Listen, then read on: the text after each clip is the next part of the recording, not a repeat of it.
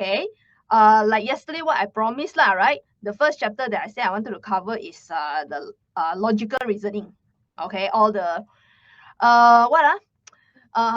deductive, inductive argument, all that. Okay, that I want to cover, and then I also want to cover today. I want to cover what is it called? Network, graph network, graph network. The edges, the vertices, and all that. Okay, so when I prepare the lesson, I feel like these two, if we are fast, okay, of course, guys, please lah. For those who attended my previous lesson, you will know. But for Chien for new student, right? If I go too fast, you just type in the room chat. Okay, I welcome all comments. Please, you got question, you got whatever, anything you can go put in the room chat. Okay, I love to talk to students one. Okay, so but if nobody stops me or whatever, then I'll just move on. So actually, I want to cover sets also today, 3 chapters. A bit ambitious. So that's why I said I don't want to wait anymore. Let's get started. Okay, let's get started. Okay, so the first one we'll jump straight into logical reasoning. This one I plan to take about hopefully within half an hour to 40 minutes because it's really not much, right? It's really not much. So let's get started. Okay, this one. Okay.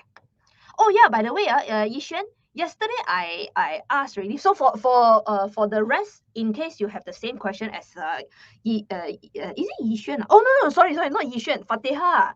Oh, okay, never mind. Because Fatiha were asking if we can have the notes, right? If you guys can access to the notes and the recording after the lessons.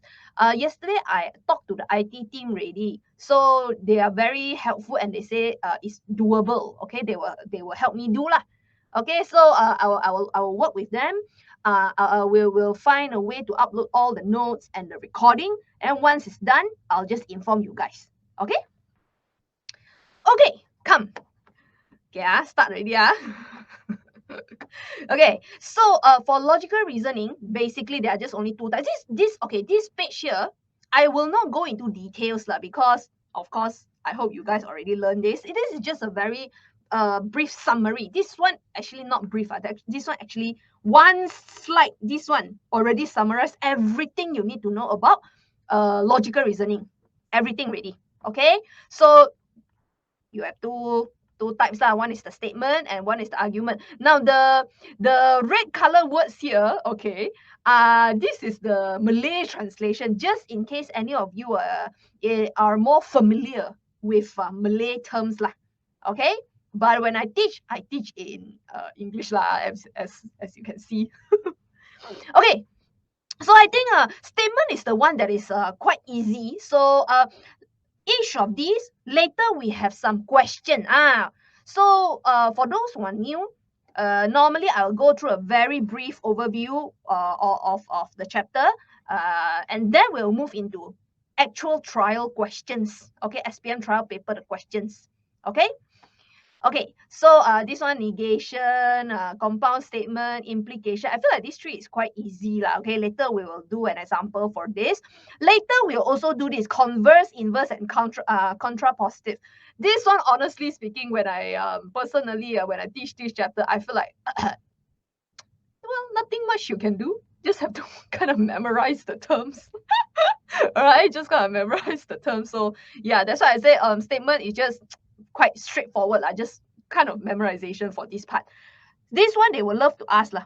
This one when I see when I go through the trial papers, right, majority, I would say at least 90% of the trial papers they ask about this. Okay, so please make sure you do memorize this lah. Okay, of course, statement, we can have either the statement is true or the statement is false lah. If they ever want to ask, oh, okay, what is the okay, they will use this word called truth value lah. So if the question asks, what is the truth value of a statement? Those all you don't get You don't get scared. Huh? Teacher, what's truth value? No lah, truth value is just either true or false only. Okay, Okay, so argument is the one. Okay, so argument, you know you have two types of argument. Okay, I hope you guys should know by now lah. One is inductive, one is deductive. Okay, the way I remember, inductive is, if you know the English word induce, right? Induce means you have a bit and pieces of data here and there, and you're trying to collect all of them and come up with the conclusion. So inductive argument means the conclusion must be a general conclusion. So it's like you have individual statements, bit and bit, and then you try to see what is the general pattern. That's inductive. It comes from the word induce lah. Okay, so obviously the opposite of that is called deductive argument, right? I give you general and then you come out very specific. Here, I got right here, specific conclusion. Okay, so the only thing after I went through the trial paper questions, right, I feel like they love to ask about this: strong or cogent, valid or sound. This one. Hello, Hazim. Today I start on time. Today we have a lot to cover. I have 3 chapters to cover, just FYI. So 3 chapters. Okay, so very quickly, inductive argument, either strong or cogent or both lah. Okay, so let me just write this down. Whether is it strong or whether is it strong or weak, this one depends on the conclusion, the truth value of the conclusion. If the conclusion makes sense, if the conclusion is correct, then it's a strong argument. This one, guys, honestly speaking, this one is just more or less memorization. I hate to say this, but I think for this chapter, it's really just memorization. So this one, cogent or not, this one depends on the premise. Okay, so the way I remember this, right? Okay, for inductive argument, they always use the word here, strong and cogent, right? And they always do in this order, strong and cogent. They never use the other way around. You realize they never say cogent and strong. No, they always say strong first, strong and cogent, or weak and non-cogent, like that. Okay, so follow the order. For deductive argument, they always use valid and sound. Again, they never swap this. They never say sound and valid. They always say valid first and then followed by sound. Why? Because the first word here, it talks about the conclusion. See? If the conclusion is true, that means it's valid. Okay, this is how I remember lah. Okay, so valid or not, this one depends on the conclusion. Okay, actually not just the conclusion, but it also depends on this one. This one is the special thing. This one you guys also have to know. Okay, there are 3 forms of valid deductive argument. Okay, so later I will go through this. Don't worry. But anyways, if it's valid, right, the conclusion must be correct, and it has to be one of the 3 forms that I'm gonna go through later. Okay, and then whether is it sound or not, okay, this one depends on the premises lah. Okay, premises, same as cogent. Okay, so remember, strong and cogent talk about conclusion and premises. Valid and sound also same, talk about conclusions and premises, the same order one. If you can see the pattern, then it's easy for you to remember. Okay. Okay, so just a last point. Here. What are the 3 forms of valid deductive argument? So the first 2 forms are very easy lah. Let me zoom in here for you guys to see. Okay. So the first 2 form is like this. Let's just say the first premise is like this: all A is B, right? Then premise 2, you see, premise 2, they take from the first portion first. C is A. Then the conclusion, it takes from the second portion. Okay, that means, right, you cannot swap the order. Okay, cannot swap the order. You have to first take the first portion, put it in the second premise, then the conclusion is the second portion. Same as here. If P, then Q. P is the first portion, right? So if P is true, see, P has to put in the second premise, and then the second portion put as the conclusion. Cannot swap. If you swap, then the argument, the deductive argument, is no longer valid. Okay. Okay, so this one is the third form, okay, which is very similar to the second form. If P then Q, here also if P then Q. But you see this, there's a keyword here, not. Let me highlight this. Not. Okay. So if they use the word not, right, then the second portion has to come first as the premise too. Then only conclusion can do not P, which is the first portion. Okay, don't worry lah. This one, that's why I prepare this one here. That's why I prepare this one here. Okay, so we will go through some examples. I feel like examples easier to understand. Okay, so anyways, don't worry for these three forms. These three forms is only for deductive argument. If it's inductive, which means the conclusion is general one, you don't have to worry about this. So actually, if it's a strong cogent one, I think it's easier. If they ask for valid and sound, then this valid and sound, you need to think about the forms lah. The forms lah. These three forms lah. Okay? So it's okay. Let's start with inductive argument. So you guys, I love, as you guys know, I love you responding in the group chat. You type in the group chat, it keeps you awake. One, you let me know your answer, but second, you keep yourself awake. Okay, so the first one, let's see. Okay, so inductive argument. Okay, the first premise, p to the power of 3 to the square equals to p6. I think this is correct. Oops. Okay, I think this is correct. Okay, this one, p to the power of 6 to the power of 2. So 6 times 2, 12. Yep, this one is correct. So conclusion, p to the power of m to the power of n equals to p to the... I feel like, okay, actually all these three are correct. Okay, so if they ask, is this a strong argument or not? Yes or no? Yes or no? So recall, whether is it strong or weak, this only depends on your conclusion. So just look at your conclusion. Is this conclusion correct? Yes, it's correct. So yes, this is a strong argument. Okay. Next, is it cogent or not? Cogent depends on the premises, whether the premises are correct or not. Okay. Let me write this down. Premises. Okay. So if the premises are correct, I think it's correct, right? Both of them are correct. So yes. So this particular argument here, the first argument, it is both strong and cogent. Okay. You guys can read the second one first. I give you 1 second. No lah. You just read. And then I hope in your mind, you should make up your own answer. You should try to make up your own answer. Okay, and then we'll compare. Okay, so here. What is it? Okay, so premise 1. The first female teacher I met in school wears blue. Okay. Premise 2. The second female teacher I met also wears blue. Okay. Conclusion. All female teachers wear blue. Okay. So nothing wrong with the premises, but I think the conclusion is wrong, right? Right? Because just by seeing the first 2 female teachers wearing blue, we cannot say, oh, then all female teachers must have wear blue. Not really, right? So for this case, no, I would say no. This is not a strong conclusion.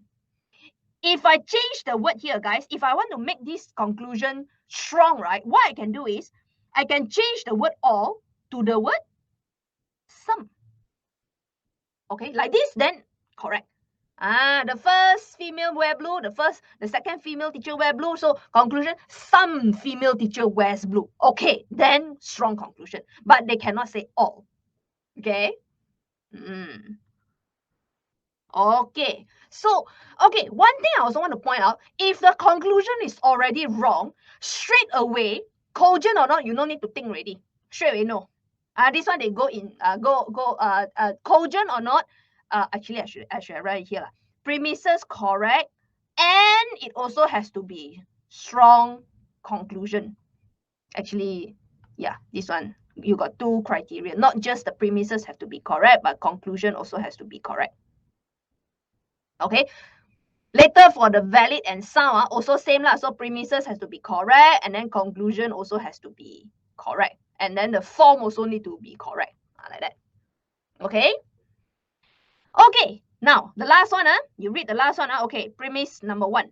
6 is a multiple of 4. Hey guys, I hope you guys remember what's the meaning of multiple. Okay, let me put a side note here. What is the meaning of multiple of 4? Okay.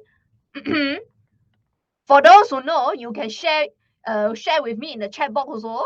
Okay. Do you know what is the meaning of multiples of 4? Let me wait. Multiples. Because it's not just one multiple. You will have a lot lah actually. Okay. So I hope you know like 4, 8, 12, 16, 20, and so on. Basically the multiplication table of 4 lah. Okay, all of these are multiples of 4. Okay, so they say 6 is a multiple of 4. Really? 4 times what gives 6? Oh, not really, right? So first thing first, this one already wrong. Okay. So the first premise is already wrong. First of all, when we see premise already wrong, we straight away know for sure cannot be cogent already. This one wrong already one. For sure already one. Okay. But let's check. 24 is a multiple of 4, yes. 32 is a multiple of 4, yes. Okay. So conclusion, all multiple of 4 is an even number. Even number means the number that can be divided by 2 lah. So 2, 4, 6, 8, all that. Okay, so you think, guys, you think, is it correct? All multiples of 4, is it all even number? So you look at the list, 4, 8, 12, 16, 20, 24, 28, and so if you go through the multiplication table of 4, I think yes. Yes. All multiples of 4, it is even, they are all even number. Okay, so actually, the conclusion is correct. So because the conclusion is correct, this is actually a strong argument because the conclusion is correct, but it is not cogent because one of the premises is wrong. Okay? Okay. Okay, so this one, I think quite straightforward lah. Cogent, just focus on the premises and then strong focuses on the conclusion. Okay, now let's go to the deductive argument. Okay, deductive argument, very similar to inductive. Valid or not, this one also depends on conclusion, but it also depends on one more thing, which is the form. Does the premises and conclusion follow these 3 valid form? It's important. If it's not, then it's also not valid. Okay, sound or not sound, same lah, same as before. This one premises depends on the premises and depends on whether it's valid or not lah. First of all, if it's not valid, straight away you don't need to think about whether sound or not already. If it's not valid, then for sure not sound already. Okay. Okay, so the first premise, let's see. If the whale is hot-blooded, okay, so this is the first portion. This form, right? If P then Q. So if the whale is hot blood, that means this one is the first portion, this is P lah. Then a whale is a mammal. So this one is the Q statement. So this is the first portion, this is the second portion, okay? So if we have to follow the premise, okay, they say whales are hot blood. So premise 2, copy the first portion of premise 1. Yep, right? This one is premise P. Okay, can. Then the conclusion should have copied the second portion. Q lah. Whales are mammals. Yes, this one is Q. Okay, so looks like this one. Yes, this one is form number 2. Right here. Right here. Okay, form number 2. So is it valid or not? Yes. Okay, yes. Because the form is correct. And then whales are hot blood. Conclusion, whales are mammals. Well, people who study bio. Oh, no lah. I think this is general knowledge lah, right? You learn it in primary schools, right? Whales are indeed mammals. So yes, the conclusion is correct. So yes, valid. Is it sound? Yes. Okay, because the premises are correct. Okay, so yes, this one is both. All right, let's look at the second one. Okay, you follow, guys. Okay, as I do, you don't look at me. You don't just watch me doing. Please. Do it from your side. Okay, that's how you maximize your learning. Okay, so premise one. If Jala goes to Su, again, you see, this is the first portion, the P. If P, then Q. So he is healthy. This portion is Q. Okay. So premise two. Jala did not. Okay. Got keyword come out already. Not. Not. Not means looks like it's gonna go for form number 3 lah, ne? Okay. So if you follow form number 3, if they say the word not, that means they are supposed to take the second portion and put it in the first, put it in the second premise, right? Okay, so Jalal did not go to school, but go to school is P. We are expecting not Q, right? The premise 2 should be Jalal is not healthy, not Q, then only conclusion should be not P. So looks like, you see, Jalal was not healthy, they put in the conclusion already. So looks like this one is supposed to be form number 3, but it's not. It's wrong form. These two has to swap. Then only the form number 3 will be correct. Okay, so unfortunately for this one, the form is wrong. So not valid. Okay, it's supposed to swap lah. Here also got keyword not. So if they swap, Jala was not healthy, you put at the premise 2 and then did not go to school, you put on conclusion, then the form will fulfill form number 3 and it will make it valid. Unfortunately, not for this case. So like just now what we said, if it's not valid, straight away, no need to think already. Not sound, done. If not valid, straight away, no need to think, not sound already. Okay, next. Premise 1. All drivers have a driving license. Okay, so driver is the first portion. Have driving license, this is the second portion. Okay, I think this one, right, it follows form number 1. All something is something. So all P is Q lah. So looks okay lah, all A is B, sure, it doesn't matter lah. So looks like the second premise same. You have to take the first portion first. So what is it? Saleh, you see, Saleh has a driving license. They take the second portion and put here. And then they take the driver, the first portion, and put in the conclusion. So wrong again, no? Should swap, right? The first portion, it should be here. Saleh is a driver. Then the conclusion is Saleh has a driving license. Then only is correct. Yeah. So this one should be form number 1, but no. Swap already. So unfortunately, not valid. If it's not valid, straight away, no need to think. Not sound. Okay? Lastly, previous one. All hexagon. Okay, I hope you guys remember the hexagon, heptagon, pentagon, all that. Okay, so hexagon, it has 6 sides lah. Okay, but is all hexagon have 6 equal sides? Is this correct? Is this correct? Guys, this one you need to think a bit already. Are all hexagons I know got 6 sides, but do they all have 6 equal sides? This is a very strong word, equal. That means all sides have to be the same, Really? I give you an example. 1, 2, 3, 4, 5, 6. 1, 2, 3, 4, 5, 6. Guys, this is a hexagon. It is a hexagon because it has 6 sides, but it doesn't have to be all equal sides, yeah, guys. If it's equal side, then we give this a name. We call this regular hexagon. A bit of revision, this one here. Okay, a bit of revision, this one here. Okay, only if they give you the word regular, then only you can say, oh, okay, all the sides are the same. But they didn't, They didn't, So no, unfortunately, the premise is wrong. Okay, the premise is wrong, Unfortunately, this one wrong. Because all hexagon have 6 sides, yes, but not 6 equal sides, not necessarily. So this is wrong. Okay, but look at the second premise. Okay, PQRSTU is a hexagon. Okay, you guys see here. I know the first premise, the truth value is false. That means this statement is wrong. But we can still see that there are 2 portions here, right? Hexagon is the first portion. Having 6 equal sides is the second portion. So remember we said Okay, it valid or not, it depends on whether the conclusion is correct and the form is correct. So let's check for the form. PQISTU is a hexagon. Yes, they use the first portion here in the premise 2. Conclusion, they use 6 equal side. Yes. So looks like, right, the form is correct for this argument. It fulfills form number 1. Form is correct.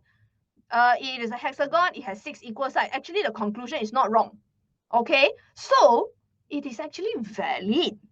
Form correct, conclusion correct, so valid. But unfortunately, the premise one, the value is wrong. The statement of premise one is wrong. So it is not sum. Okay, so I hope with this you will be able to tell already. Okay, actually quite simple. Strong. This column here depends on the conclusion. For dictative argument, you have to add on. You have to check the form.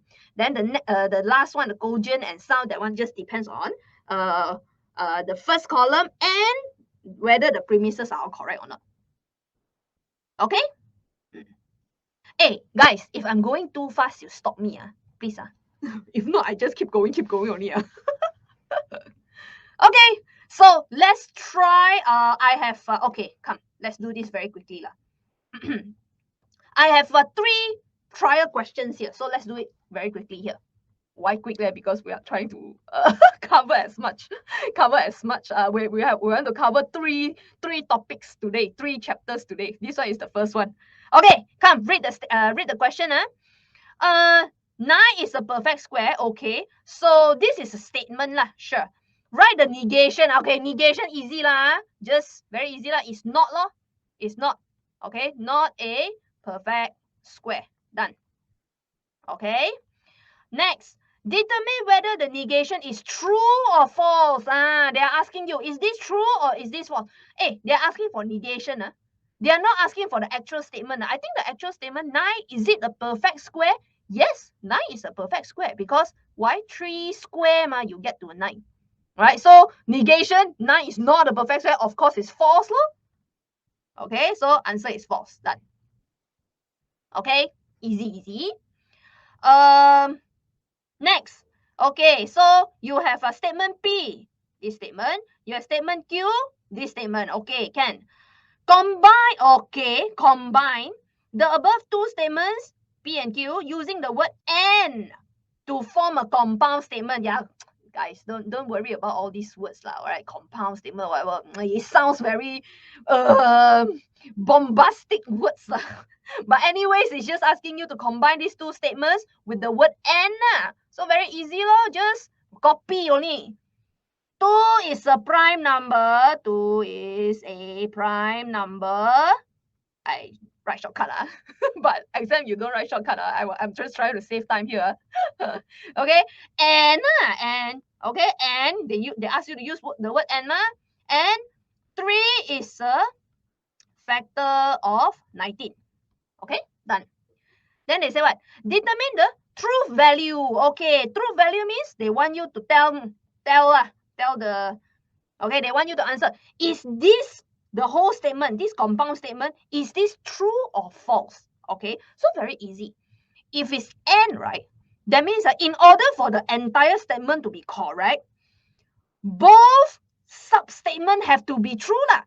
Only when the first statement true and the second statement is true, then only the whole compound statement will become true.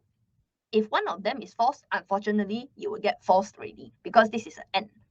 Okay, I think the other one is okay. Never mind. Let's just finish this one and then we'll talk about the other one. Okay, so let's ask yourself, 2, is it a prime number? 2, is it a prime number? Yes, 2 is actually a prime number. This is correct. Okay. Is 3 a factor? Okay, I hope you guys remember what is the meaning of factor. Okay, so I give you a very quick example here. Factors of let's just say simply 12 lah. Okay, what are the factors of 12? Factors means what are the numbers that can be multiplied together to get to 12? What are the numbers that you multiply together you can get to 12? So for example, 1 times 2. 1 times 2 1 times 12 can get to 12. 2 times 6 also can get to 12. 3 times 4 also can get to 12, right? So 1, 2, 3, 4, 6, 12. All of these 6 numbers, they are all factors of 12. Okay, done. This is the meaning of factors. Okay, please don't get confused by the, just now there's earlier question, multiples, right? Multiples. Hey, don't get confused with multiples. Thanks, Jinghao. Yes. Okay. Don't get confused with multiples of 12. Okay. 1, 2, 3. Yeah. Correct. Why you send 2 times?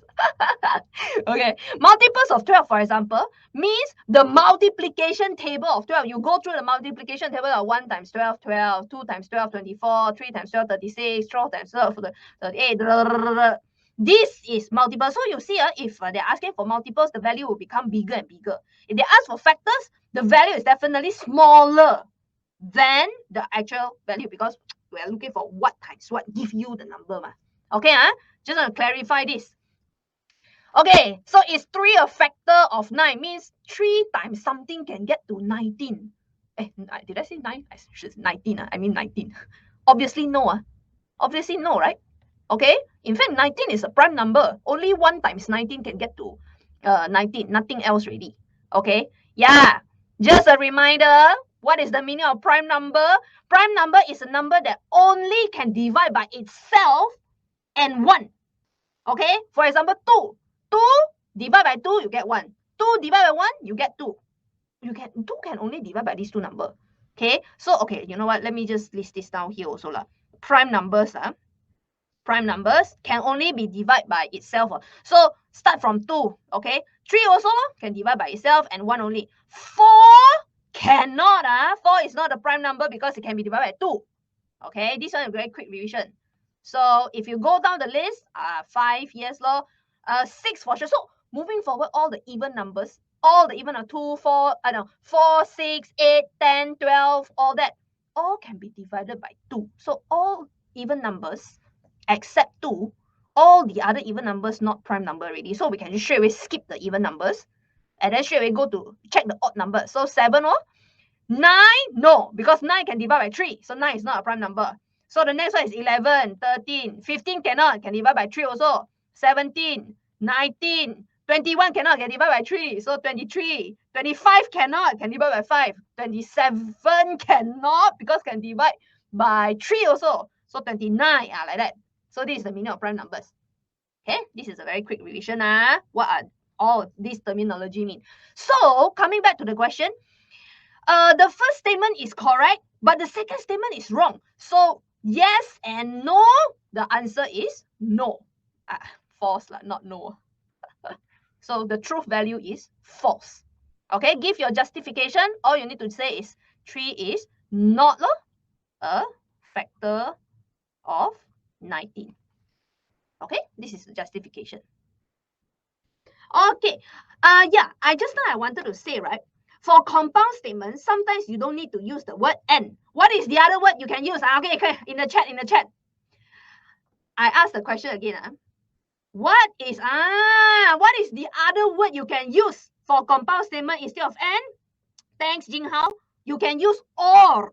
You can use or. This question they ask you to use and, but in case in case they could ask you to use the word or. So if I change the question, I change this to or. Okay, now or is a bit more lenient. Or says either one of the statement is correct, then the entire statement will be true already. Not like and is a bit strict. And is like both must be correct, then only it will give you true.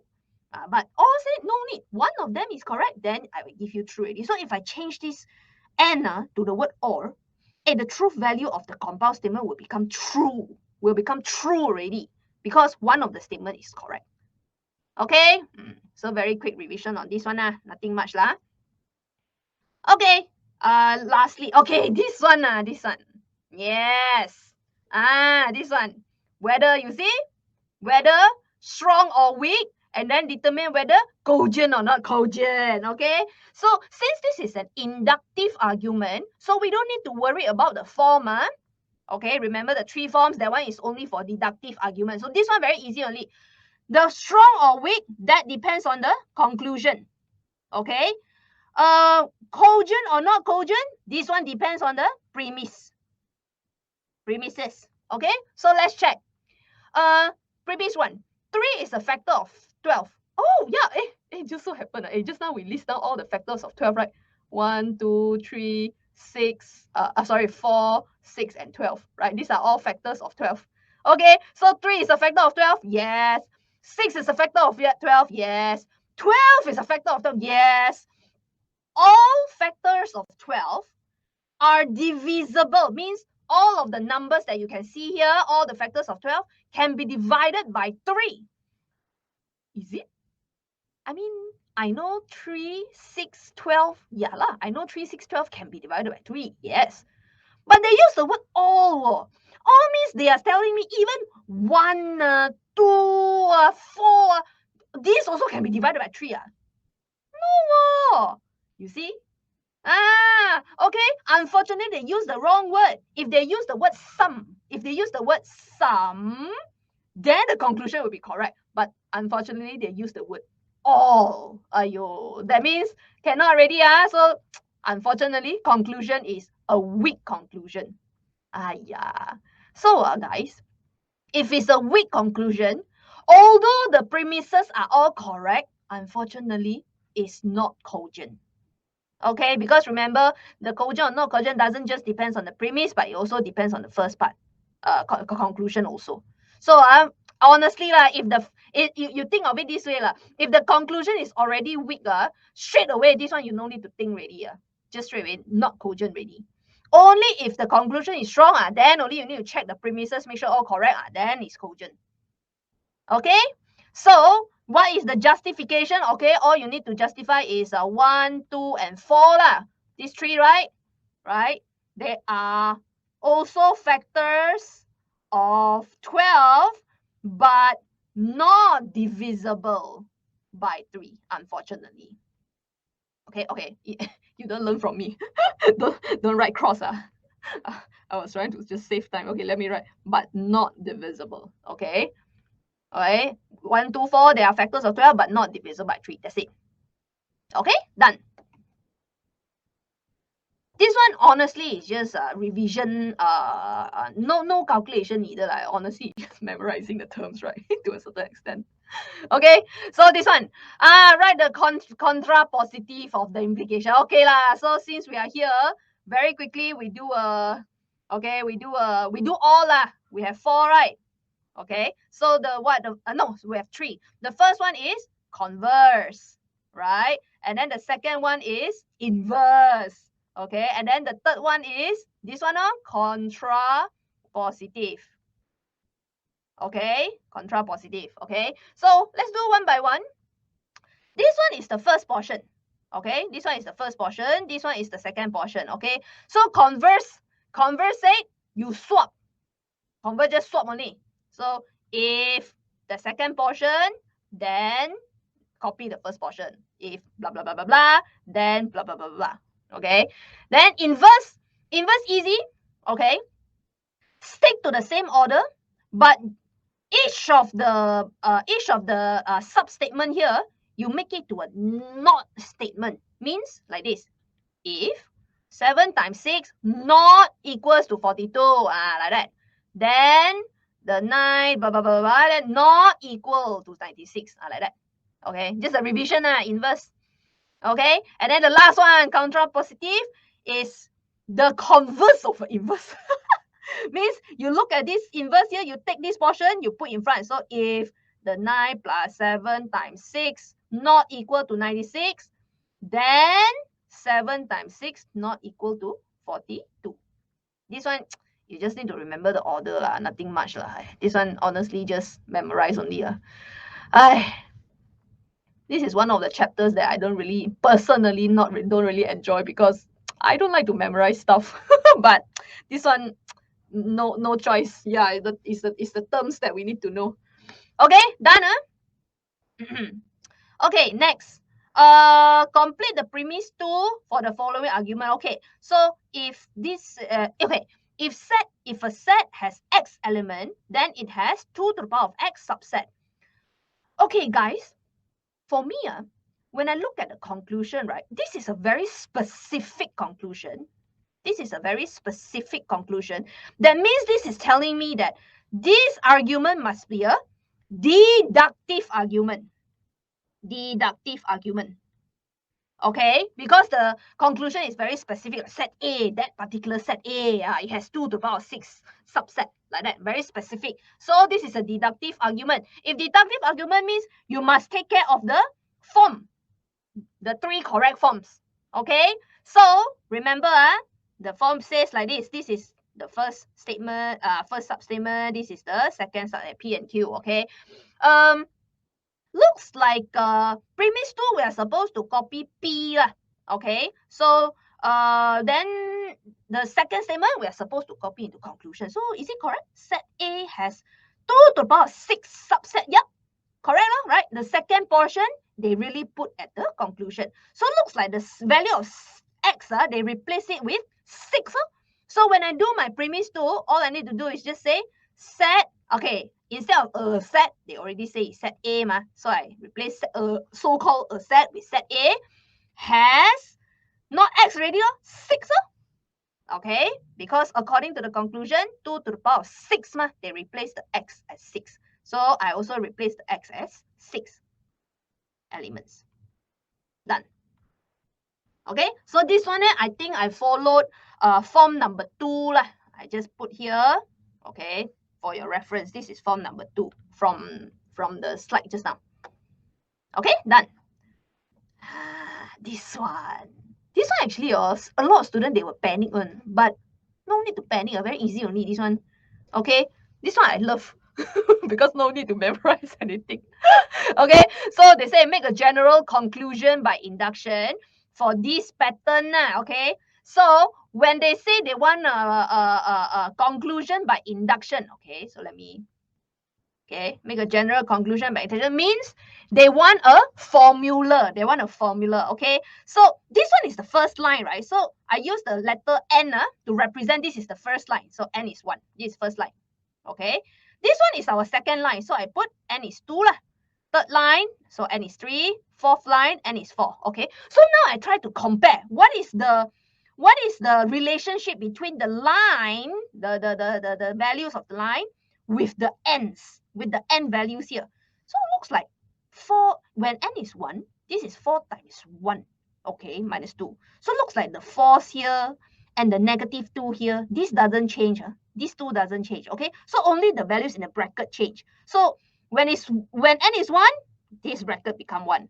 When n is 2, the bracket become 4, guys. It's not 2, it's 4. When n is 3, the inside bracket become 9, guys. Anybody who can observe the pattern? What is the pattern in the bracket here?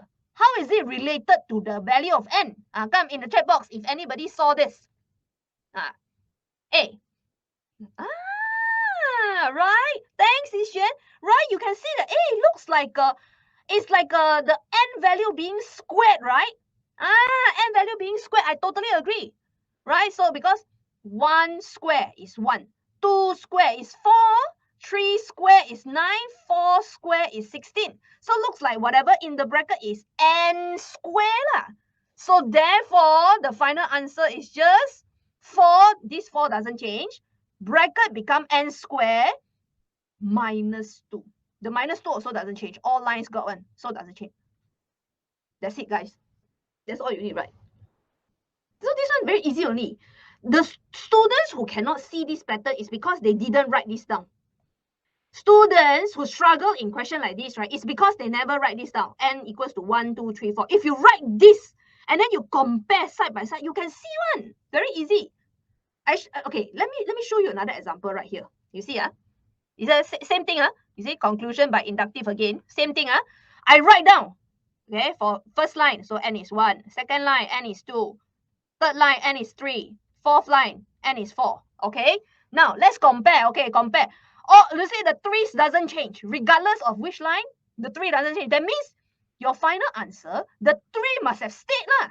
The 3 cannot change. only the power change, right? So you look like how is the power related to the n's? When n is 1, when n is 1, the power 0. When n is 2, the power is 1. So looks like there's a relationship. The power looks like you just take the value of n and you minus a 1, right? 3. When n is 3, you minus a 1, you get to the power 2. So that means the power, you just take the value of n minus 1, then you'll get the power. Then the plus 2 also didn't change, right? Plus 2. Done. Of course, you add on the value of n is just 1, 2, 3, 4, and so on. Like that. Okay, yeah, don't forget to write that. So value, the n is 1, 2, 3, 4, and so on. Okay, easy, just like that only. Okay, so one last question and then I'll move on to the next chapter already. Woohoo! What is this? Write down 2 implication. Okay lah, this one also again terminology. The 2 implication. What are the 2 implication? Blah blah blah blah blah blah blah. If and only if blah. So the 2 implication is just the first, just copy only, copy. This one is the first implication. If and only if blah. This is the second implication. Done. That's the answer. Honestly, if you guys kind of memorize this lah. I tell you, this one okay. For those who just joined, I've talked to the IT team. So they are very helpful. They will, so I will work with them to make sure the slides, everything is uploaded for you guys for your reference. Okay. So that means you can still refer to these lah after the classes are over. Okay. Can done already. That's it. Logical reasoning. Got question, just ask. Guys, I know I'm rushing. I know I'm very fast. Okay. Got question, just ask. I will answer your question one. Okay? Okay. Let's get into graph network. This one also quite fast, honestly speaking, because also kind of you know what the terms means, and that's it. No, not much calculation needed one. Okay. So the yellow, not yellow, the orange words here, this is the Malay translation. Okay, for those who are more familiar with Malay, this is a Malay translation. Okay, but mainly what you need to know is just what is vertex. Okay, what is edge. So for example, if I scroll down a little bit, now vertexes is this the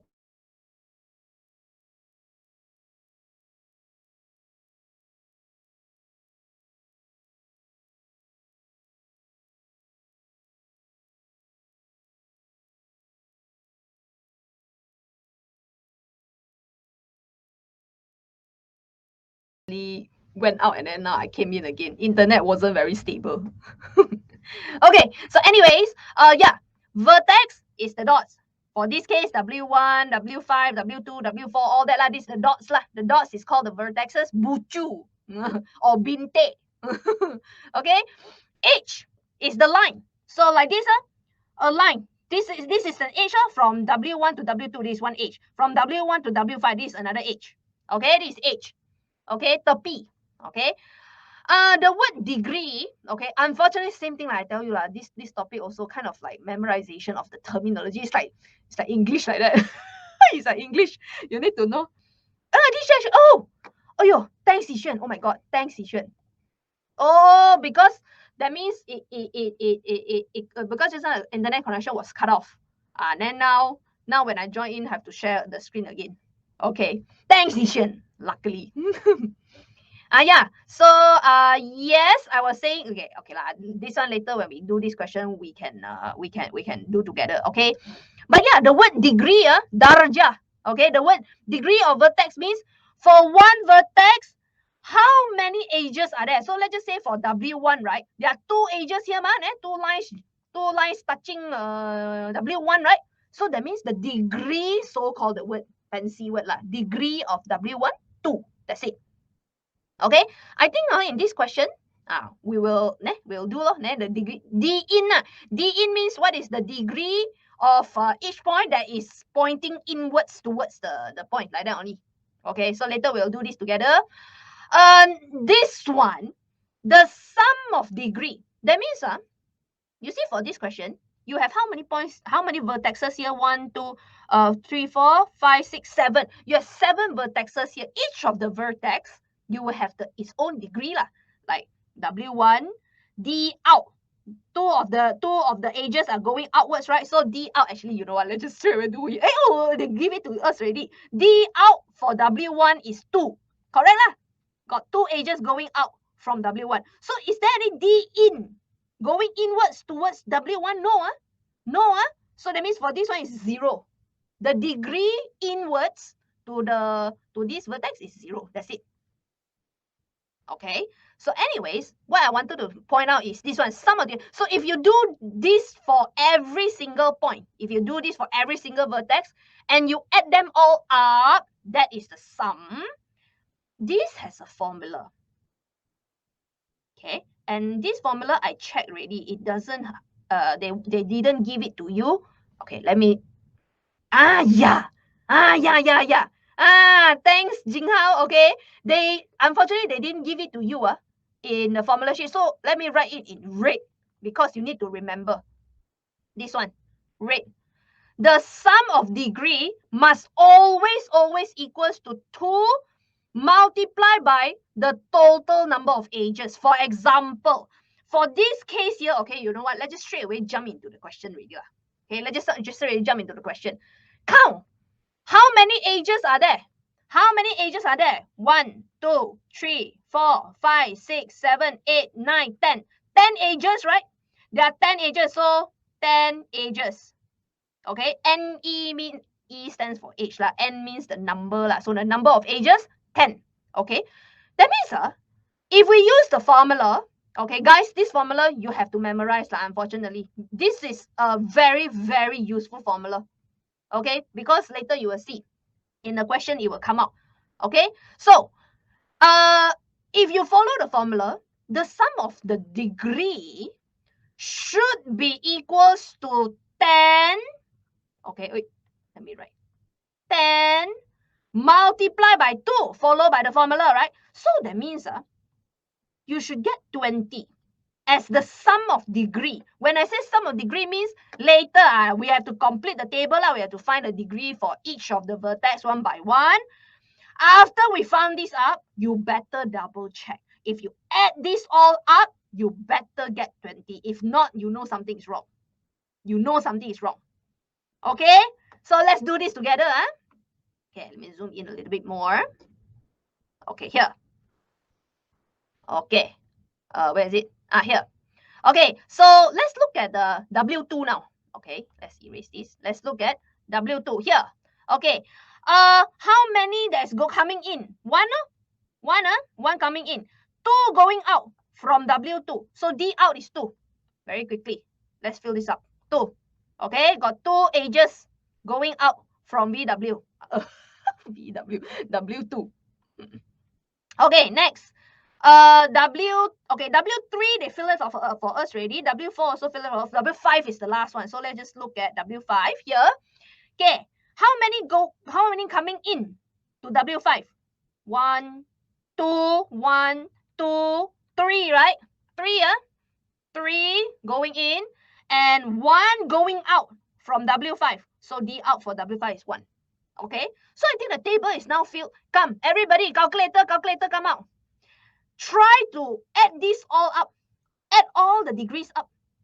If it's correct, you should get back 20. Because this one we calculated from the formula one. They should match. Okay, so 2, 4, 6, 8, 10, 12, 13, 14, 16, 18, 20. Yes. Mental calculation. Okay, correct. I hope you guys get the same answer. Okay, if you press the calculator, it really should give you 20. And that is how you know your answer is correct. Okay, done. This one, what, like that? 4 marks. Hey, guys, you wish this question come out in your actual SPM. Just like this 4 marks, just count only. This one, I think primary student also can do. Okay, next. This one. Okay, come, let's do this together. Okay, so this graph got loop, got edges lah. Loop means this one Okay, got multiple edges means between these two vertices, you have two routes lah, two routes like that. Okay lah, but no worries lah, doesn't really matter lah. Okay, come. Based on the diagram 11, determine the set of edges. That means they want you to list down when they use the word set, okay, highlight. When they use the word set means they want you to list down every single edge. Okay, come, let's list down together. Okay. So when you list down the edges, right, first of all, you open up the big curly bracket first, okay? So let's just start from P lah. What are the edges for P? P can go to Q, right? So the edge you draw like this from P to Q is like a coordinate system like that. P to Q. This one is one set. Okay, done. And then P to R, P to S, P to S. So 1, 2, 3, 4, you need to write all 4. So P to R, P to S. So P to S need to go one more because this one is the first P to S. This one is the second P to S. So got 2. Okay, done. Now go to Q. Q to P, this one we list down already. So no need to list already. So only P, QS, QS, QR. QS, QS, QR. QR. Okay. Okay. Now R. So R can go to Q but listed already. Can go to P but listed already. So go to S. R to S. But R also can come back to itself. Look, R can come back to itself. So R to R. Okay. So let's list it down. R can go to S and then R can go back to R. Okay, so done ready. Then S, I think covered already. This one tick, tick, tick, tick, tick ready. Yeah. So no more. That's it. Let me double check. Okay, so I think I have a total of, okay, if you count how many edges are there? 1, 2, 3, 4, 5, 6, 7, 8, 9. 1, 2, 3, 4, 5, 6, 7, 8, 9. Yeah, 9 edges. But since they ask for set, they are not asking for the number of edges. So I leave the answer like this. Okay, so you see they ask again, what is the number of degrees? Number of degrees, this one. They want to know what is the total degree. So if you don't know the formula, then you have to list down one by one. You need to count what is the degree of P, what is the degree of Q, what is the degree of R. Waste time. If you know the formula straight away, you know it's 2 times the number of edges. We already counted what? How many edges are there? They were 9. So straight away answer is 18. No need count one by one. I mean, you want to count also can lah. Okay lah. As a revision, okay, as a revision, I count for you. But in exam, you don't count like that. Waste time only.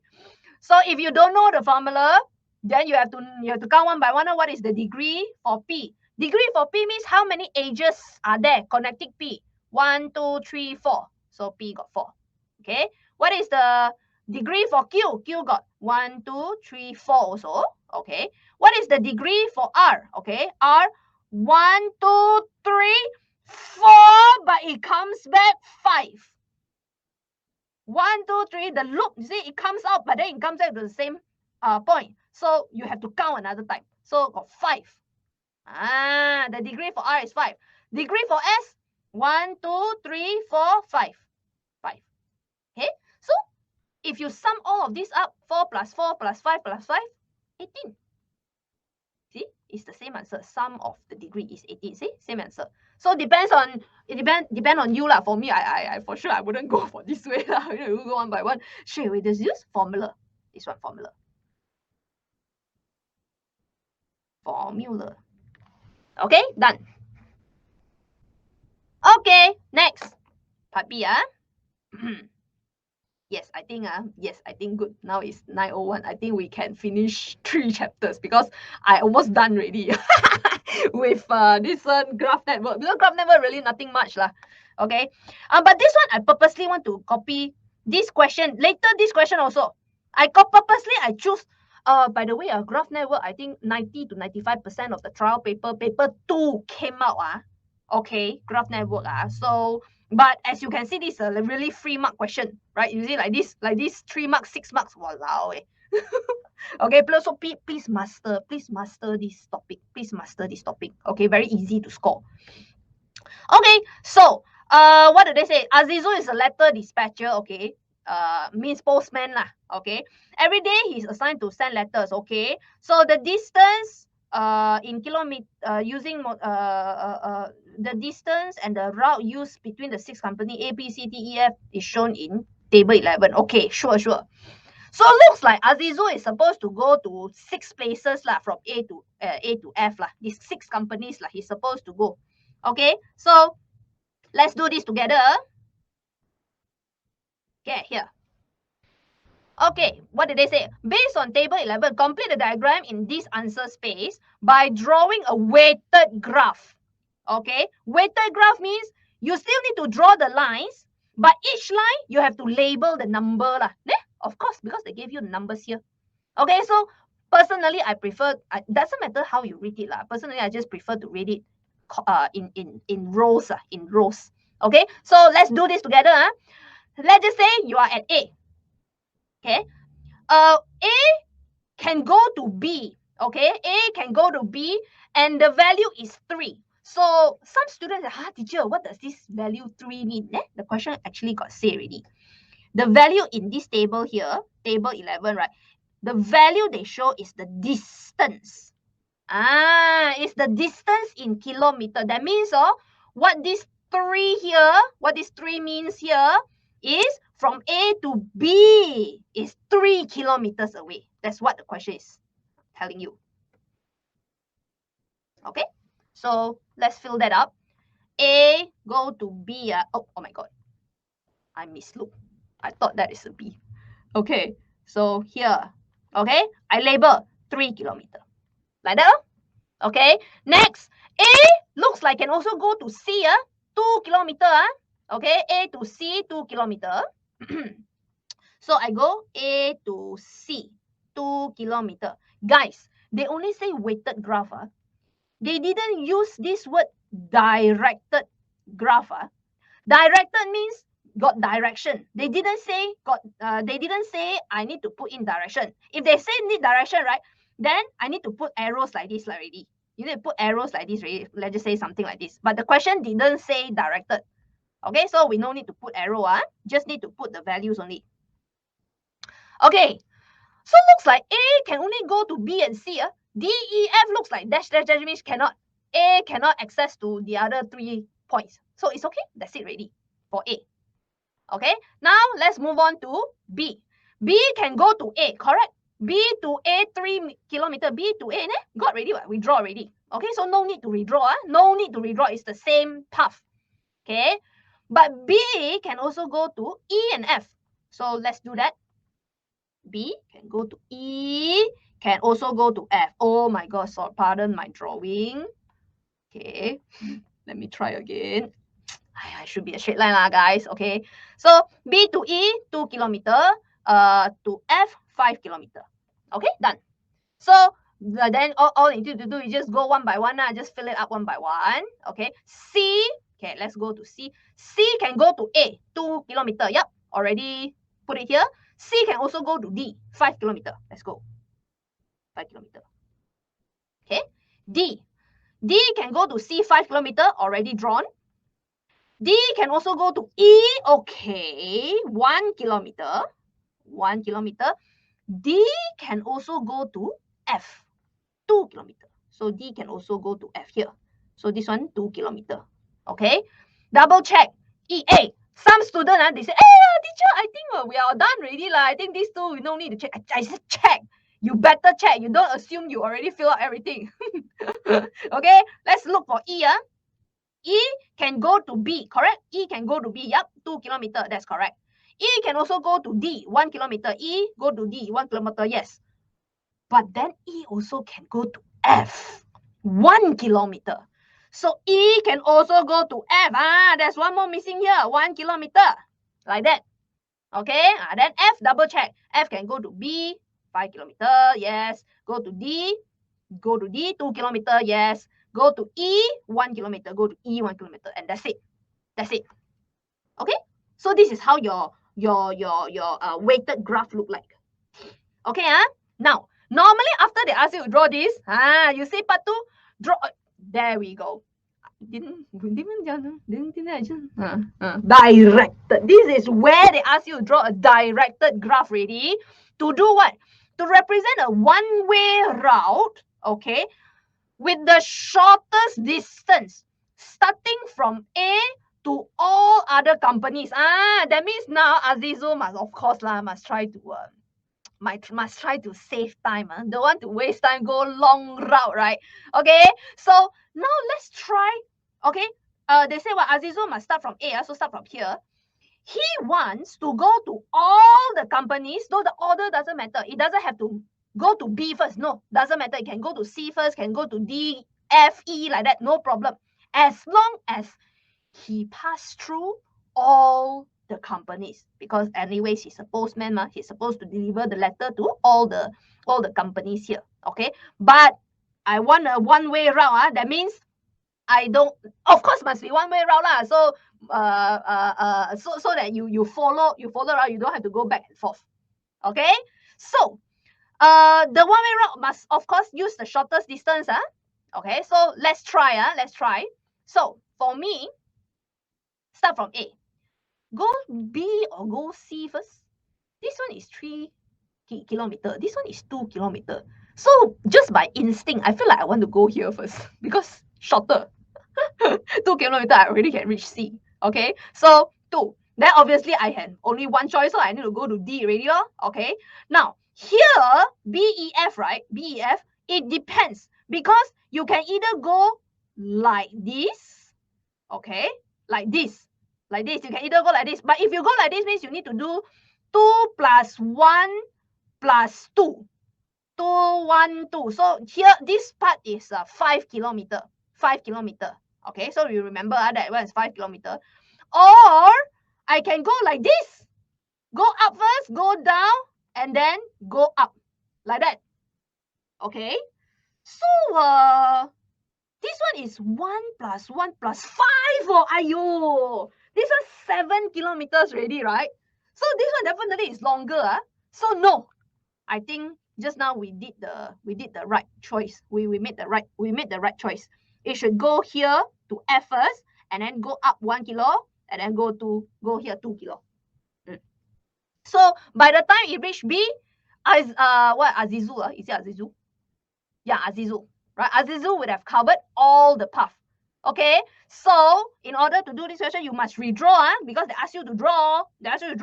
So start A. Okay, go to B. Okay, of course, sorry, not B, C. Okay, must label, and then now you have to put the arrows ready, because you must show how to drive. Okay, then go down to D, 5 kilometer. Okay, then go sideways, 2 kilometer. Okay, to the left, to F, and then go up E, 1 kilometer. Okay, and then go B, 2 kilometer. Like that. Okay, this is the answer. That's why I purposely want to do this type of question, because this type of question is really application. But it's not hard also. It's logical. If students feel like this question is hard, right? Most probably they didn't understand this table. Okay, but like that I just show you already. Okay. One last question for what do you call that? Graph network. Okay. So come. This question also very similar. Okay, first of all, it says what? This is an undirected graph. Yes, undirected means no arrows lah. You can go either from D to C or C to D can. Okay. Represent the distance of 6 places. A, B, C, D, E, F. Okay, can. Okay, all of these are the distance. Sure. Draw 2 subgraphs. Okay lah. This one is terminology lah. Okay. That's why I purposely copy this question here. Okay. Subgraph means you copy a portion of the graph. So actually, this question you have a lot of different answer. As long as let's just like one possible answer. Subgraph number 1. Let's just say I go D to C to E. D C E. D to C is 20 kilometer. C to E is a total of 90 kilometer. Okay, if you guys not not sure, you can just no need to go to E also. You just go to A. Can also. So A, this one 40 kilometer. This is called subgraph lah. It's like a portion of the original graph. So as you can imagine, there's a lot of possible answers, right? Different student will have different answers. So, but it doesn't matter lah. So let's just say another one. Go D to E to F. Can also. So 70 kilometer, 80 kilometer, right? Done. Okay, this one really a lot. You want to go like this, go A, E, go A, B, go D, A. Even do you want to start from D also can. B, A, F, draw this part also can. Okay, a lot of answers lah. Okay, but that's not the point because the second part, and hence, find the time. Okay, find the time from D to F. Okay, from D to F. That means I want to start from this point, ends at this point. I want to find the time that the average speed with the shortest distance is 80 kilometer per hour. That's why I purposely want to do this. They want you to find time. They give you the speed. This is the speed, which is the speed S. And they said the distance has to be shortest. DST.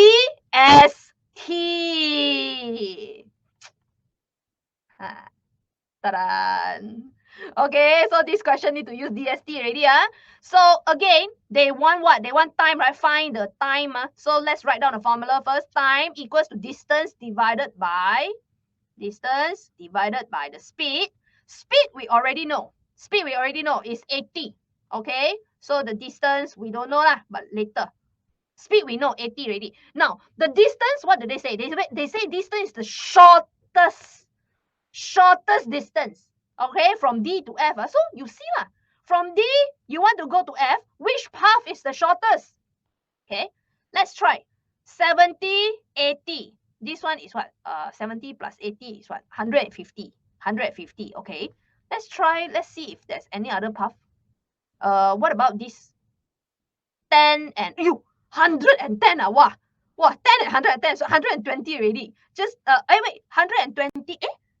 120 is shorter than just now, right?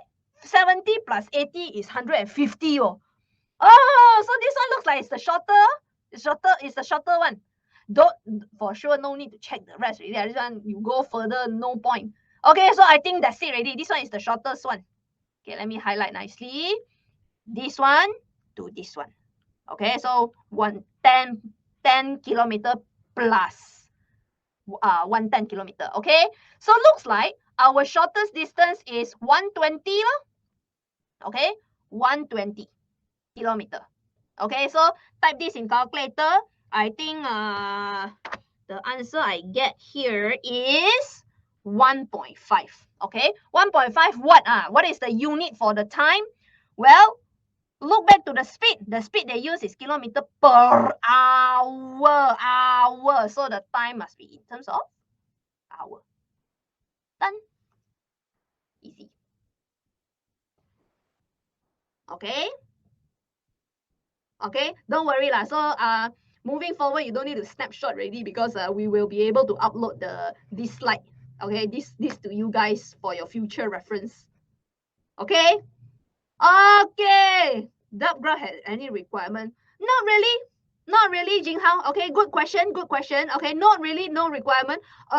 You just copy a portion of the graph. If you scared lah, right? If you're really not sure, like just do like what I did lah. At least you choose like 3 vertexes, 1 or 2. One.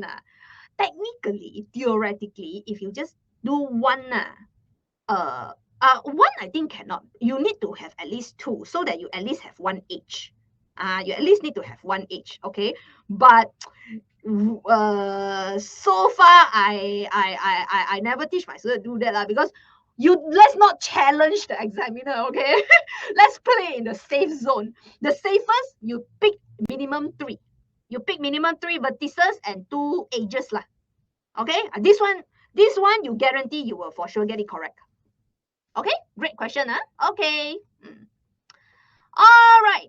Last topic. Wow, today we damn efficient. 3 topics we can cover, okay? Sets. Okay, let's go. Sets. Okay, sets, the notation is not hard. The more challenging part is the question. So that's why I won't spend much time on going into the details, except I just go through the symbols lah. Like notation means symbol lah. Okay, so like this, you see a symbol that looks like this, like an E, like that one with a small tail. It's called the universal set. Okay, that means it's the set that covers everything. Okay, later lah, don't worry. Later you will later we will get into a question how we can apply this universal set. This one, zero and a cross, zero and a slash like that, it's called a null set. Null set means let's just say okay, let's just say this one is a universal set. I draw like this lah, easier. Okay. I just draw like this. Universal set means all of the components that we are interested in, we have to put in this set here lah. Okay, now set me let's just say I have a set here, let's just call this A, and then you see let's just say all the components, all the numbers 1 2 3 4 5 or all that is outside of A1. A is like empty.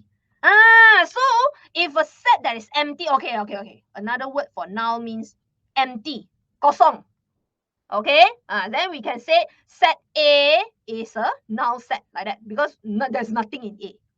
Okay, then next, A, this word is, we in English we read this small thingy here as prime lah, A prime. A prime lah, like that. Okay, but anyways, this small thingy just means I want you to shade anything that's outside of A law or not A law. Let's just say if A is here, if A is inside here, then A prime is everything outside. Okay, actually, you know what? I can just draw a small diagram here, right? Okay, let's just say this one is universal set. And let's just say this is set A, and then all the components 1 2 3 4 5 6 7, all the components are outside of A. Then A is a null set. Actually, yellow. I can draw this. Wait, make this this circle, and then I'm gonna call this set A. Right, empty. Okay, empty. So A is a null set for this case lah. For this case, okay. Now, A prime is like this. Okay, let's just say this one again, universal set. Set A is here, so there's maybe some element 1 2 3 4 5 like that. Okay, so A for sure is not null set. But if I want everything that is A prime, means I want here, means only 4 and 5. Okay, so for this case, let me write it down. My A prime for this example is just 4 and 5. That's not inside A. Okay, so this one, A is a C lah. Sorry. I shouldn't say it's C. Is there a? They didn't. Yeah, in the question, I couldn't find a symbol for subset. This one, this symbol here, normally it looks like this A, and then it's like a C but longer side like that. Like that. This symbol here means it's a subset. Subset means what? Let's just say A is the bigger one. B, all the components in B, they are also in A. So it's kind of like the subgraph lah. Kind of like this. Subgraph is a portion of the entire graph. So subset is the same thing, it's a portion of the entire set. Like that. Okay, so actually, let me just draw it nicely. A is a subset of B. Oh, sorry, that means B should be a bigger set. Okay, so let's just say this one here, this is set B, but A is a subset. That means A maybe just take a portion of B lah, something like this. A is inside B lah. Okay, done. All right, N. Okay, this value here, N stands for the word number. So NA means how many elements in set A. NB means how many elements in B. Okay, very easy only. So like for example, for this case lah, all right, there are in A there are 3 elements 1 2 3 So we say NA equals to 3 like that. So 1 2 3 4 5 like that. So NA, how many elements are there in A? 3. Done. So honestly, nothing much lah. You just need to know the symbol. The harder part is in the question. because they are testing your understanding. So the most important symbol probably is these two lah. These two is really the most important lah. Okay. Intersect and union. Okay. N stands for overlap. Okay, overlap. Okay. U stands for union. Union. Guys for sure know lah. What Manchester United lah. What union what united So the word union comes from unity, together. So U stands for everything. Okay, if you remember that way, then automatically the N, the opposite, which is just the intersect, easy to remember already. Okay. Okay. If no questions from here, hey, got question, just type in the chat box. No need to wait. Okay. But no question, let's move on to the questions. The trial questions. I got 1, 2, 3. This is a very big question. So technically it's 4 question already lah. Okay. Okay. Let's go. First question. Okay. Let's read the question. Okay. Let's read the question. Diagram 1 shows a universal set, okay, which is this symbol. This is a symbol of universal set, which is K union, right? Means K and L and M, everything, K and L and M, everything is the universal set. So actually, right, if the question wants to be even more specific, they should do this. They should do this. They should put KLM all into one big box, and then they should label the box as E, the universal set, like that. But they didn't lah. Lazy. Okay, but doesn't really matter lah. You get the point. Okay, next, this, guys. Okay, come. Paper, pen, pencil, paper out. Calculation need to do already. Unlike the logical reasoning and what just now the logical reasoning and the graph network, not much calculation, right? This one need calculation already. Okay, you need to know what this means.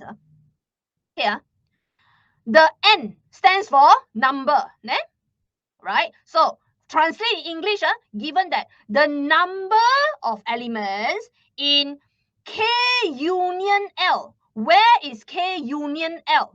Okay, K union means all. So that means I want all of K and L. All of K and all of L. I want semua.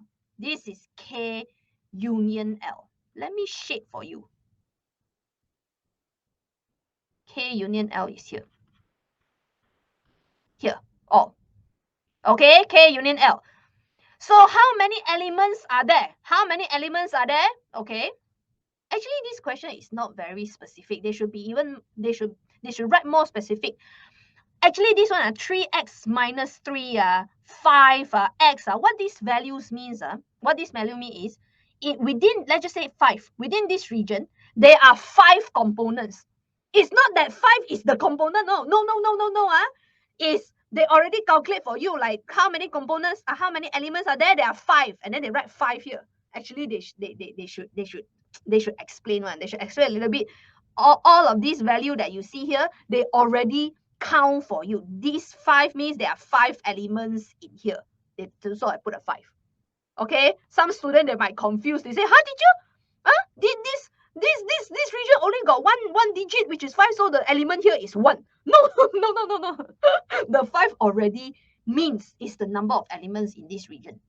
Okay, so let's write this down.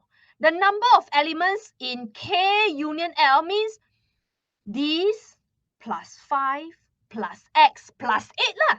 You add all of these elements up, this will give you K union L. Let's write this down. You see? So for sets, it's never the understanding is like that only, nothing much one, but it's the application. That's why I want to do more questions on here. Okay, so let's write this down. 3x minus 3 plus 5 plus x plus 8. Okay, all here. Okay, then this amount equal to the number of elements in L union M. L, which is 5 plus x plus 8, union with M. which is 5 plus x again. Wow. So 5 plus x plus 8 plus 5 plus 8. Okay. So the question say, whatever this is must equal to whatever this is. So let's write that down into a formula. Actually, you know what? Before we write into formula, can we try to simplify this first? I don't like. This one, let's simplify first. Okay. 3x plus x, 4x. Negative 3 plus 5, 2, positive 2 plus 8, positive 10. Okay, this one, 2x plus 18. Yeah, I hope you guys get the same answer with me. You double check my answer. I'm not necessarily correct one. I also human being. Where is it? Okay, I got this. Yeah. Okay, so yeah, the question say whatever this is must equal to this. So therefore, 4x plus 10 must equals to 2x plus 18. Okay, and then you see what the question asks you to find? Calculate the value of x. That means from here, you need to solve for x. Okay, so move here, move there lah. Okay, minus 2 here. So 2x, okay, then the positive 10 move to the other side, minus a 10 there. So 18 minus a 10, 8. X equals to 4. Done. Okay, so what I know the question didn't ask you to explain, but it's good that you understand what this means. What does this x equals to 4 mean? It means, right, this x here is 4. That means within this region, there are 4 components. There are 4 elements. We don't know what are the elements, but there are 4 in there. That's what it means. Okay, then 5 plus x is 4 already, so 5 plus 4 is 9. It's 9. That means within this region, there are 9 elements. There are 9 elements. So actually, you know what? Okay, you know what? I'm going to add on a question. Here. Since we have found out x is 4, right? Let me add on a question. Find n universal. This one, it can be a sub question. Okay, since you found x already, right? Okay, sub question. Find the number of elements in the universal set. Universal set means all. That means I want you to find how many elements are there in total within the entire universal set. So if you want to do that, then you need to substitute the value of x in already. That means within this region here, you have 4 elements. Within this region here, okay, you have 5 plus 4, which is 9 elements. Here, you have 3 times 4, which is 12. 12 minus 3, which is 9. So here, you have 9 elements, this region here. So if you want to know how many elements in total, 9 plus 5, 9 plus 5 plus 4 plus 8 plus 9. 9, 5, 4, 8, 9. 9, 5, 4, 8, 9. 9, 5, 4, 8, 9. This will give you the final answer, which is 2, 9, 9, 9, 9. 3 nines. So 27. 27 plus 8, 35. Done. That means in total, if anybody asks you, in total, how many elements are there in total? There are 35 elements. Okay? Okay, good revision. I actually like this question. The only thing I don't like about this question is that I feel like they should have been more specific what these values mean. Okay? Okay. Actually, let me not cross this out. So I put like that. So at least you can see this clearly. Okay, next question. Yes, guys, shading. I don't know how you guys learn about shading, but back then when I do my SPM, I always get confused. This one is still okay. This one is still okay. P union Q. That means I want all of the P. And you want a union with Q. So Q is the rectangular box. So I think part A is still quite easy, shading. Okay, it's still quite easy. But part B, oh my god, guys. But B is like, oh my god, it's like, oh, got 3 and then got prime some more. So very confusing, right? Guys, I'm gonna show you a very simple trick. This trick, I have to admit, I did not invent this trick. Last time when I was teaching in a school, one of the math teacher, my colleague lah, another math teacher, he showed this technique to me. And then I'm like, oh my god, everybody should know this technique. Then this shading become very easy. So I'm going to share with you this technique. I hope it helps. If it helps, you use. Okay? So how to work? Like that. But actually very, very logical and this technique. Okay, so first thing first, my first step in this technique, right? You label the region. What I mean by that is like this. Okay, let me change to another color. Label region. You see this region here, this part here, this part here. Not inside here. Just this region here. This one here. This one is one region, right? This one is one region. So let me call this region A lah. Simply lah, you can just name it anyone lah. You want to name with your own name also can lah. But I just prefer to name it as A. Okay, this outside region, I name it as A. This region inside here, I name it as B. Okay, this one is inside here. Then this region in between the triangle and the box, right? This region in between here, I name it as C. Okay, then this one here, I name it as D. D. Okay, and then outside here, this box here, I name this region as E.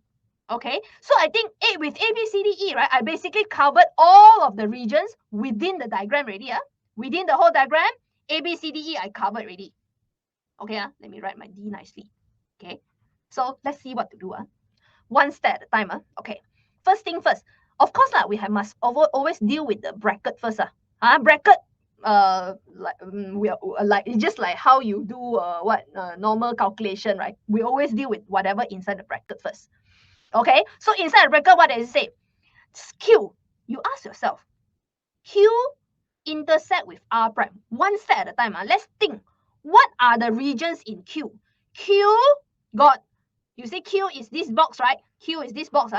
So there are two regions in Q, which is region D and region E.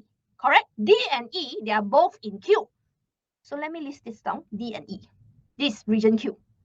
Okay. And then what about R prime? R prime means I don't want R.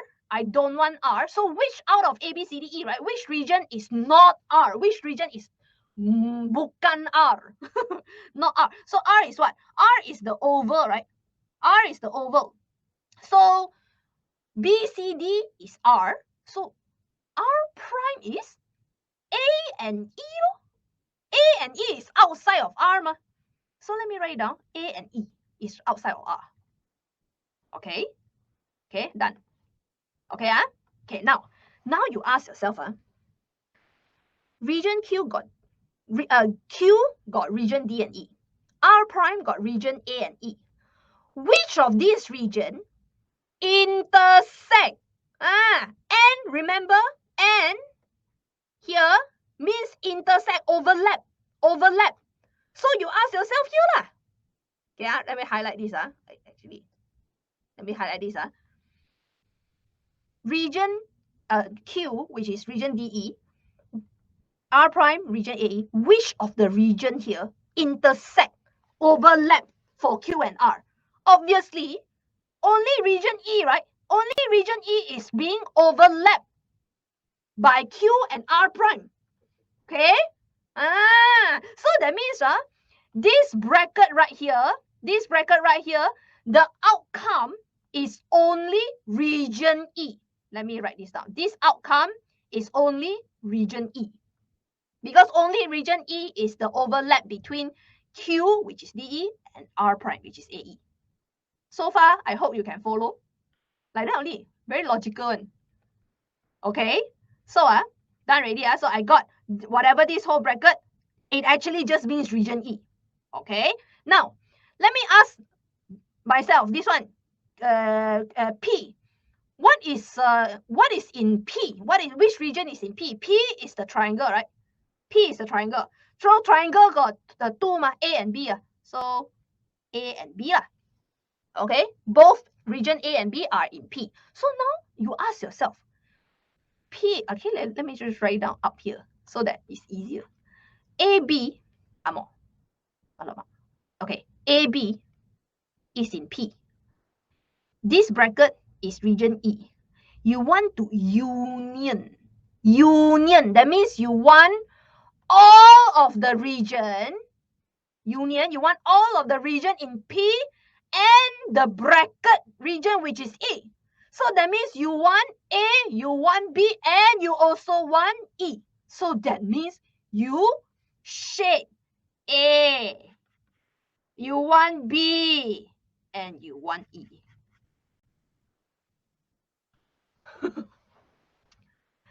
Done. This is my answer. And then guys, I'm going to be honest with you. I'm going to tell you this. This question, if you look at Terengganu paper, this is from Terengganu paper, Terengganu trial paper, question 6, paper 2. The answer in the marking scheme is wrong. Ha. The answer in the marking scheme for Terengganu paper, paper 2, question 6 is wrong because they did not shade region B. They should shade region B. I'm very confident. That's why I purposely take this question and do it with you. Okay.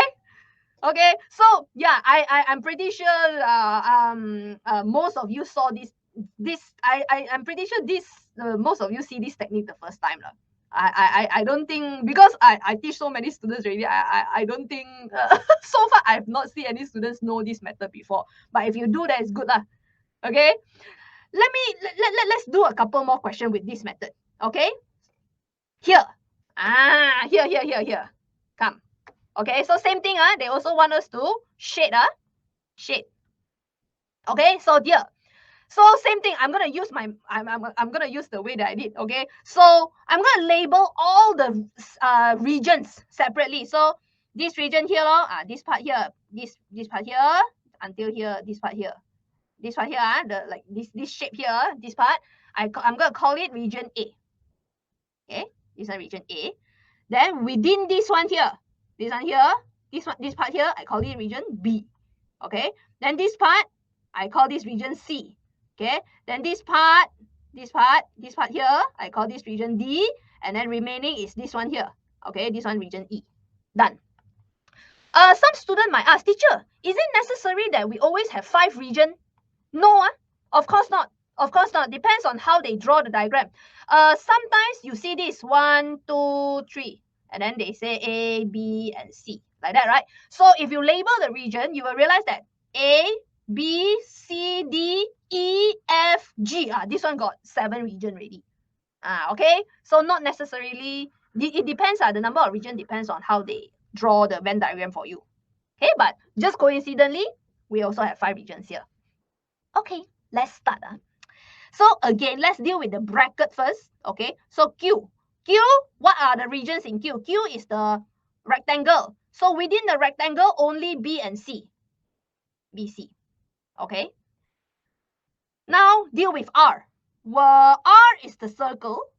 R is a circle. So 3 regions, C, D, E. C, D, E is within R. So C, D, E. Okay. And then what the question want? Oh, they want union. They want union. Union means all the regions that appear here, I want all sapu. Because union means everything. Okay? That means, right, this portion here, this bracket here, okay, together, I have region B, C, D, E. B, C, D, E. Okay? That means Q union R, Q union R is region B, C, D, E. Correct? B, C, D, E. Okay? But be careful. Here, you see here got the prime. Prime. That means B, C, D, E is Q union R, right? Prime means I don't want B, C, D, E. Tamao B, C, D, E. Okay, so let me write it nicely here. Q union R, but I tamao A, B, C, B, C, D, E. That means this is just region A. Because I only have 5 regions here, my B, C, D, E is already listed in the bracket, but I don't want them. I don't want all 4 of them. So I'm only left with A lah. Okay? Then now I can deal with the P. P, what is the region in P? P is the big oval here. So A, B, C, D. So region A, B, C, D is in P. Okay. And then the question says what? The question says I want intersect. Intersect. That means out of this region and this region, what is the overlapping region? Obviously, only A is being overlapped. Only A is overlapped, right? So that means done lah. Your shading just A. Sudah. Okay. I hope it helps. Okay, I hope it helps. For me, I once I master this way, I never look back really lah. I seriously, I never do the stupid way. It's like shade one by one, and then shade wrong, and then need to erase the whole thing, and then shade again. Oh my god, I never do that way already. Okay, of course lah, guys. After you shade, please make sure you erase this A, B, C, D lah. Wait, erase this A, B, C, D, E lah, because this one is our working only. Okay, make sure you erase. But for now, I'm gonna keep it here. Because this is anyways gonna be your notes. It's gonna be your notes. Okay, so I keep it here for your reference. But in real exam, you erase A, B, C, D, E. Okay. Okay, so now come. Let's try this question here. Okay. This is part B or from the question. So looks like it's related lah. It's related lah. Okay, you know what? I think in order to do this, okay, never mind. Still can. I just realized still can. Okay, I don't need to erase the A, B, C, D, E. Okay. Okay, one by one. Given that n, okay, if you remember, n means the number of elements. Okay, the number of elements in P. That means within this P, there are 15 elements. That means, right, this region A plus region B plus region C plus region D has to give you 15. A lot of students, they just say, "Ayo, teacher, very happily, NP 15. Okay, straight away label this region is 15. Wrong, because P is not just region A. Is 1, 2, 3, 4 region A, B, C, D. So 4 of this region all add up. It should give you 15. Okay, so unfortunately, we don't know how much each of these is lah. But it's okay. We can write this down first. A plus B plus C plus D has to be 15. Okay, but each of them is how much? We don't know. It's okay. Okay, next. NQ. Okay, the components, the number of elements in Q is 5. Q is the rectangle, so only B and C. Q is here. So that means, right, B and C add up, you should get to a 5. Write that down. B and C add up, you should get to a 5. The number of elements in Q, which is B and C, must add up to be 5. Okay, done. Next, R. Number of elements in R is 12. So R is here, which is a circle. So that means there are 3 regions, C, D, and E. So here, C plus D plus E has to equals to 12. Okay. Nothing. Honestly, the first 3, for now we can't really do anything because we don't know each of these. We don't know each of the region got how many elements. So we don't know. It's okay. Okay, we continue to read first. Here. The number of elements in P intersect with R. P is the oval, intersect with R. P intersect with R. What is the overlapping region?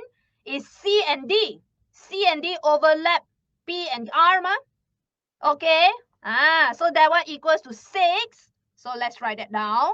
C plus D equals to 6. C plus D equals to 6. Okay. And lastly, so number of elements in P intersect with Q. Oh my god. P. Okay, you know what? Let's just list that out. Okay, when I see this, I straight away just gonna go back to my method just now. Okay, what are the regions in P? What are the regions in P? A, B, C, D. A, B, C, D in P. Q, what are the regions in Q? B and C. B and C. Okay. R, what are the regions in R? C, D, E. C, D, E. Okay. So out of these three, which is the region that is overlap?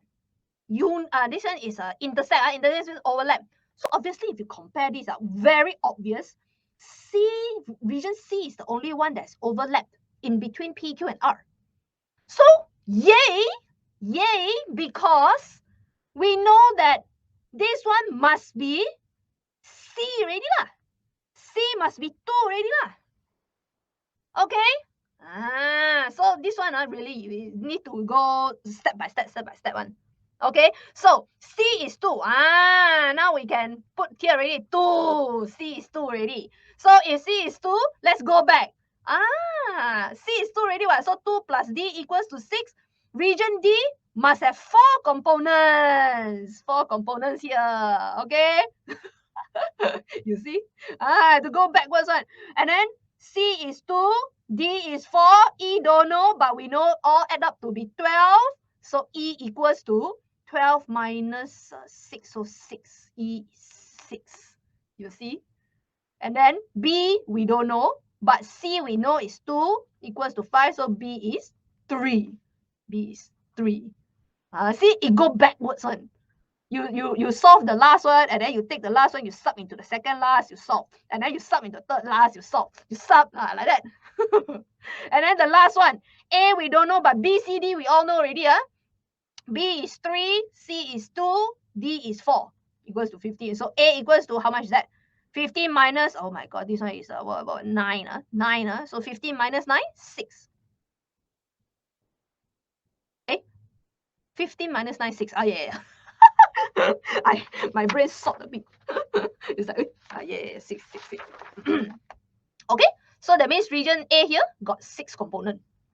Okay, so you see what the question is asking you to find? Find the number of components, the number of elements in the universal set. Universal set, again, it means everything. Universal set means like this. This is universal set, everything. Okay, so yeah, good. Since we have already found out the number of elements for each one, we can do already. Okay, so let me write it out here. Therefore, the number of universal number of elements in the universal set is, add it all up. 6 plus 3 plus 2 plus 4 plus 6. 6, 3, 2, 4, 6. Okay, how much is that? 1, 2, 3, 18, 21. Is it? Yeah, I get 21. That's why you see this question. I purposely choose this sort of question one because it's more challenging. So the remaining question you guys can do yourself. Okay, just nice. Last 10 minutes. Let's finish off this question. Okay, let's finish off this question. All right, what is this? Given that, given universal set is, this one you guys need to understand what it means. What this means very easy only. They said universal set is the value x, okay, is the value that is bigger or equal to 3. That means start from 3 all the way to 20, and x is an integer. That means, very easy, universal set means you start from 3, because here larger or equal, got this equal sign here, that means you have to include 3 lah. Later on, you have to also include 20 lah, because of this equal sign. Okay, so that means the number is between 3 to 20, and then all the numbers must be integer. Okay, so integer, I hope you remember what that is. Means whole number lah. Okay, so 3, 4, 5, 6, 7. Okay, I'm not gonna list down all lah. Basically all the way until 20. Okay, because the question says from 3 to 20. Okay, done. Set K is odd number. Okay, so set K is odd number. Now, a lot of students, they say, oh, teacher, odd number very easy. It starts from 1, 3, 5, all the way. Then I say, hey, hello. No. Why? 1 shouldn't be here because it is not within the universal set. Bing. This is the meaning of universal set. All of the set that follows that follows after the universal set, right? The number that you can list down, it all must come from universal set only. So think of universal set as like a limit. It's like a limit. That means your set K, set L, and set M, right? The numbers must only come from universal set. That is the reason why you see the first line, they tell you what is the universal set.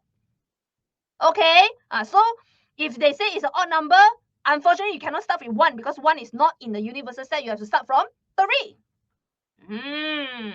So 3, 5, 7, sorry, not 11, 9. 9 is also a prime number. I mean odd number.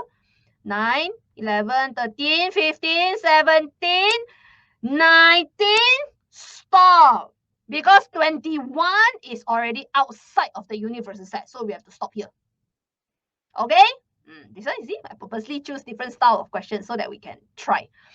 Okay, set L. Set L is what? It's a prime number. Just now we already ran through, right? What are prime numbers? So again, prime numbers can only choose from universal set, not anything outside of that.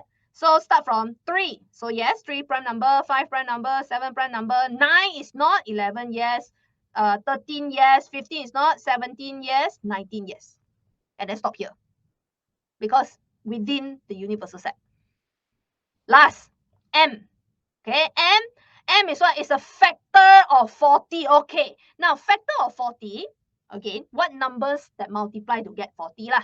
Okay, so what? 1 times 40, 2 times 20, 3 cannot, 4 times 10, 5 times 8, 6 cannot, 7 cannot. I think that's it. So 1, 2, 3, 4, 5, 6, 7, 8. These 8 digits here, 8 numbers here, they are all factors of 40. But then,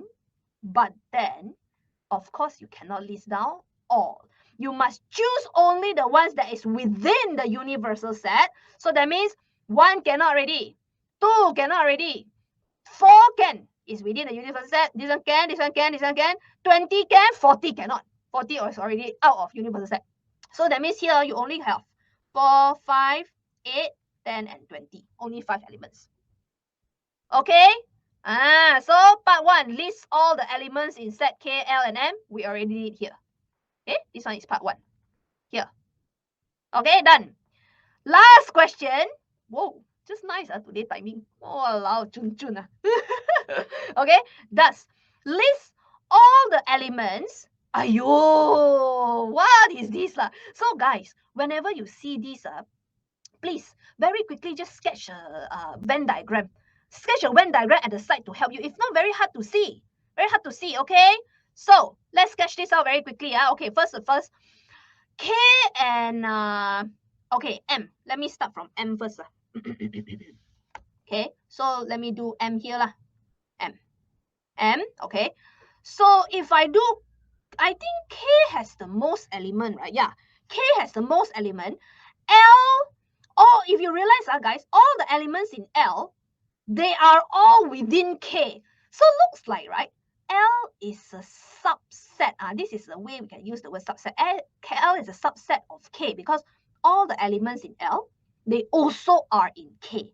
That means, let's say, I draw L. Okay, you know what? Let's just draw L first. Let's not draw M first.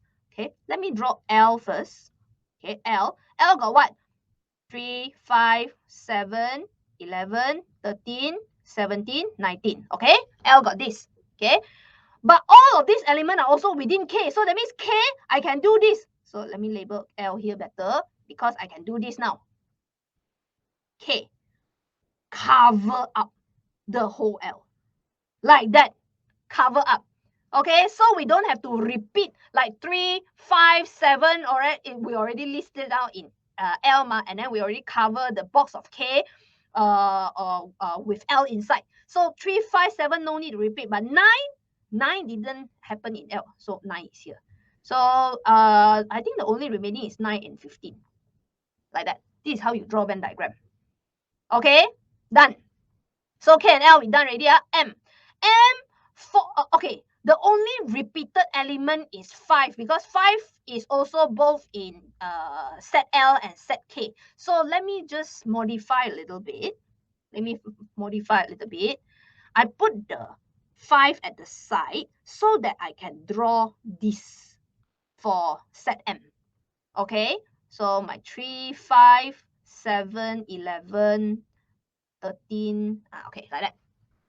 Okay, so the M, the 5 is shared in between K and L. So I put like that. Then the rest 4, 8, 10, 20. 4, 8, 10, 20. Like that.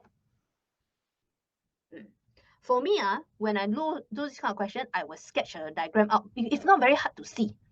Okay, so once you sketch a diagram, right, they say they want to list all the elements that are within this region. So do the same thing as what we did just now, the shading like shading like that. Okay, so let's label A. This one is region A outside here. The 5 here is region B. Whatever this here in L, region C, and then whatever outside here is region D. So A, B, C, D cover up all possible regions. Okay, so now let's study this one. Let's study this and let's see which region they are asking. Okay. Okay, one by one. Bracket first. K. K got region B, C, D. B, C, D. M. M got region A, B. Okay. Then they say what they want? Union. That means I want all lah. That means I want all of the regions here lah. So looks like A, B, C, D lah. A, B, C, D. Okay, A, B, C, D in this bracket. Okay, K union M is region A, B, C, D. Okay, can. Then L prime. L prime means I don't want L. Don't want L. Don't want L. L is B and C ma. So don't want L means A and donkey lo. A and D lo. A and D. Okay. Actually, let me write right here. Write longer here. A and D. Okay. Then I want to, question says I want to intersect. I want to intersect. So region A, B, C, D. Intersect means overlap with region AD. So which region is overlapped? Which region is overlapped? Looks like it's region A and D. A and D is overlap. That means I want this region A and then I want D. These two.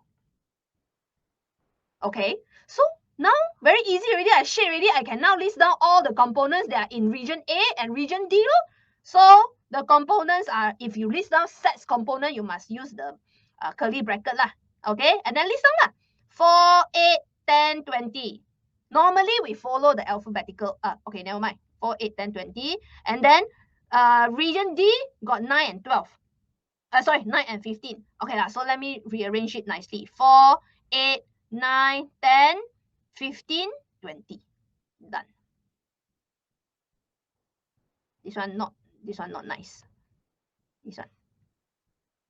Okay.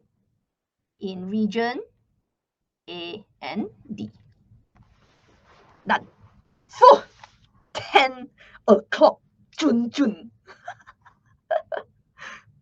Okay. That's it for today. Woo. You see, if today we good lah. Today we finish set, right?